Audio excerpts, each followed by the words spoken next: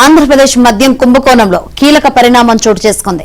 కీలక సూత్రధారి AP beverages corporation మాజీ ఎండీ వాసుదేవరెడ్డిని సిఐడి అధికారులు పిలిపించి విచారించారు. ఎన్నికల ఫలితాలు వచ్చినప్పటి నుంచి అజ్ఞాతంలోకి వెళ్లిపోయిన ఆయన కోసం సిఐడి బృందాలు విస్తృతంగా గాలిస్తున్న సంగతి తెలిసిందే. ప్రభుత్వం ఆయన్ను సస్పెండ్ కూడా చేసింది. 4 రోజుల క్రితం బెంగళూరులో ఆయన ఆచూకీ సిఐడికి లభించింది.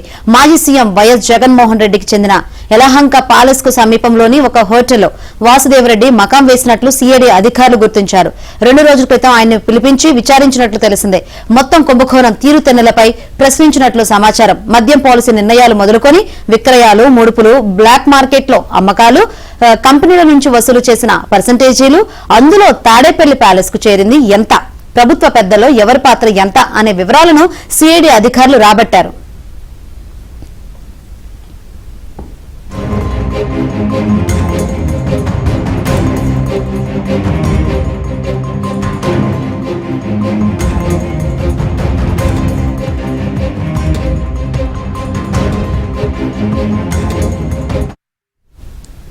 రెండు 2019-24 మధ్య ఏ మద్యం కంపెనీల నుంచి ఎంత వ్యాపారం జరిగింది, పొరుగు రాష్ట్రాలతో పోల్చితే ఆ బ్రాండ్ మద్యం ధరలు ఏపీలో ఎందుకు ఎక్కువగా ఉన్నాయి, జగన్ ప్రభుత్వం తీసుకొచ్చిన 32 రకాల నాసిరకం బ్రాండ్ల నుంచి వసూలు చేసింది ఎంత, జగన్ అనుచరులకు సంబంధించిన 11 డిస్టరీల నుంచి 65% మద్యం కొనుగోలు చేయడం వెనుక మతలబేంటి, మద్యం ధరలు విపరీతంగా పెంచడం వెనుక అసలు రహస్యం ఏంటి, గతంలో చంద్రబాబు ప్రభుత్వంలో ఎక్కువగా అమ్ముడుపోయిన 5 పాపులర్ బ్రాండ్లను 2019 తర్వాత నిలిపివేయడానికి కారణాలేంటి అని వాసుదేవరెడ్డిపై ప్రశ్నల వర్షం కురిపించారు. యావత్ కుంభకోణంపై ఆయన నుంచి ఆశ్చర్యపోయే సమాచారాన్ని రాబట్టినట్లు విశ్వసనీయంగా తెలిసిందే.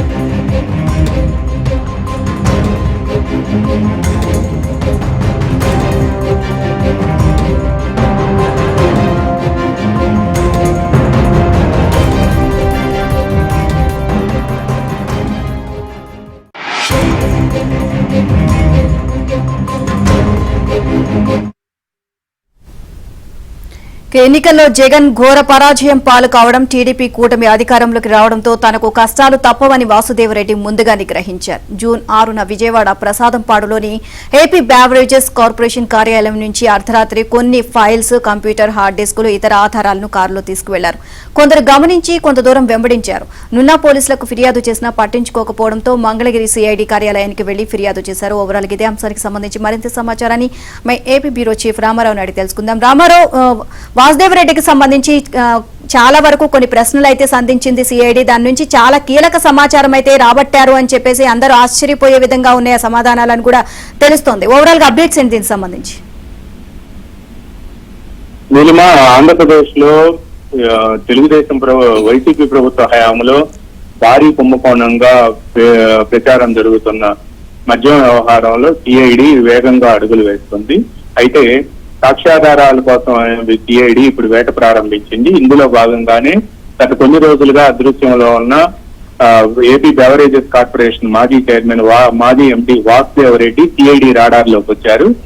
ఆయన 2 రోజుల క్రితం బెంగళూరులోని జగన్ నివాసం యలహంక ప్యాలెస్ సమీపంలోని హోటల్లో కొంతమంది సీనియర్ న్యాయవాదులతో సమావేశమైన విషయం సిఐడి బృందానికి తెలిసింది. దీంతో సిఐడి బృందం అక్కడికి వెళ్లి అతన్ని పిలిపించి వాసుదేవరెడ్డిని పిలిపించి మాట్లాడినట్టు తెలిసింది. ఆయన సిఐడి అధికారుల విచారణలో కొన్ని కీలకమైన ఆధారాలను అందించినట్టుగా కూడా సమాచారం అందుతుంది. ఈ నేపథ్యంలోనే ఇప్పుడు సిఐడి అధికారులు ఏపీ బెవరేజెస్ కార్పొరేషన్ కు చెందిన కొంతమంది అధికారులను, ఎక్సైజ్ అధికారులతో పాటు డిస్టిలరీల యజమానులను కూడా పిలిపించి ప్రశ్నిస్తూ ఉన్నారు.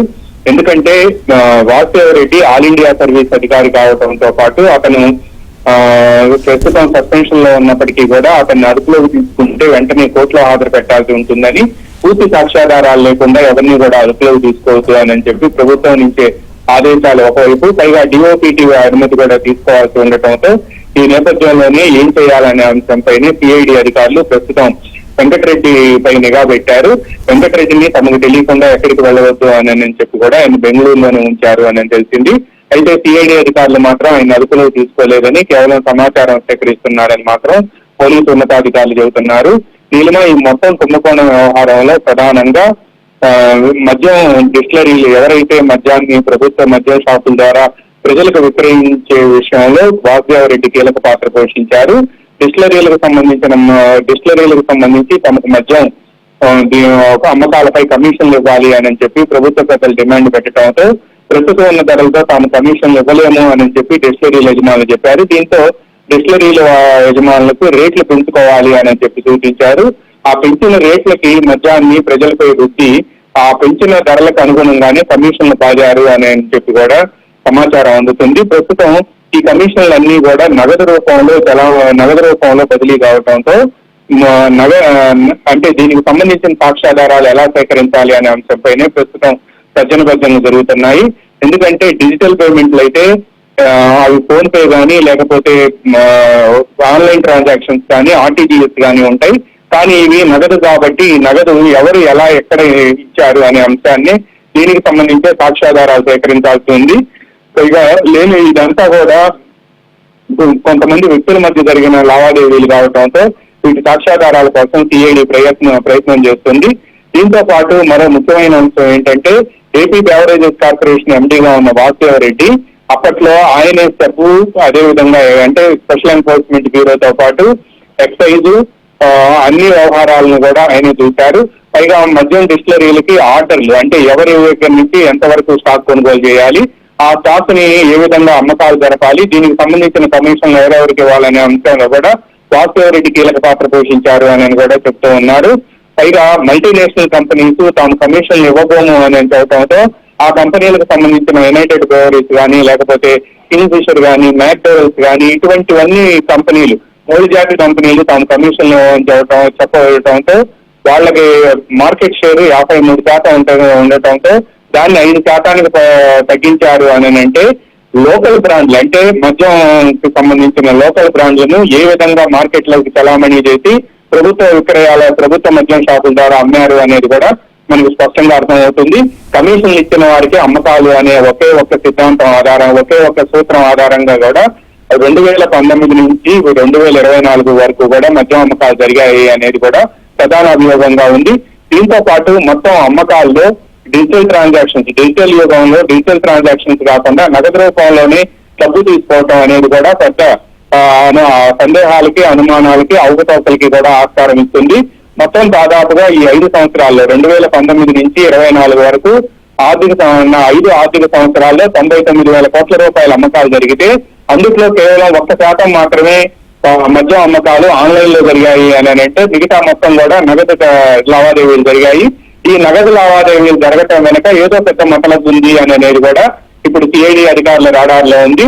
అందువలన సిఐడి అధికారులు పూర్తి సాక్ష్యాధారాలు సేకరించిన తర్వాతనే మద్యం కేసు దర్యాప్తులో ప్రాథమిక సాక్ష్యాధారాలు దొరికిన అనంతరమే అరెస్టులు ప్రారంభమయ్యే అవకాశం ఉంది. అప్పటి వరకు కూడా వీళ్ళు ఎవరెవరినైతే అనుమానిస్తున్నారో మద్యం డిస్టిలరీ కంపెనీల యజమానులు, అదేవిధంగా ఎక్సైజ్ లో ఉండే ఎవరైతే వాసుదేవరెడ్డికి ఏజెంట్లుగా పనిచేశారో అధికారులతో పాటు వాసుదేవరెడ్డి, అదేవిధంగా ఈ కమిషన్లు ఎవరు అందుకున్నారు అనేది వైసీపీ పెద్దలకి సంబంధించి వాళ్ళని కూడా తమ రాడార్లో ఉంచుకున్నారు. అప్పటి వరకు కూడా వీళ్ళందరినీ ఎవరిని కూడా అదుపులోకి తీసుకునే అవకాశం కానీ లేకపోతే అరెస్ట్ చేసే అవకాశం కూడా లేదు అని చెప్పి పోలీసు ఉన్నతాధికారి ఒకరు ఆఫ్ ద రికార్డుగా